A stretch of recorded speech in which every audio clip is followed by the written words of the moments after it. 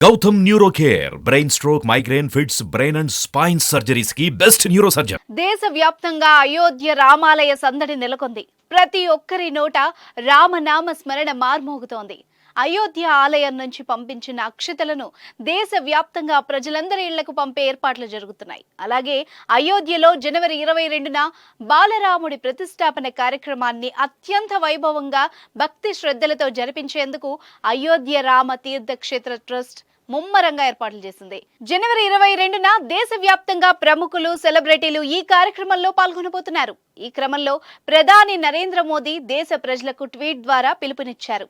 నేడు అయోధ్యతో పాటు శ్రీరాముడికి స్వాగతం పలికేందుకు దేశంలోని ప్రతి చోట మంగళకరమైన పాటలు పాడుతున్నారు. ఈ శుభ సందర్భంలో మీరు రామ్లాలా పట్ల భక్తితో నిండిన వికాస్ జీ, మహేష్ కుక్రేజా జీ యొక్క రామ్ భజనను కూడా తప్పక వినండి అని ప్రధాని మోదీ ట్వీట్లో కోరారు. ఈ ట్వీట్తోనే భజన ఆడియో కూడా లింక్ చేశారు. ఇప్పుడు ఆ ట్వీట్ బాగా వైరల్ అయింది. అటు అయోధ్య సందడి ఇండియాలోనే కాదు, ప్రపంచ వ్యాప్తంగా కూడా ఉంది.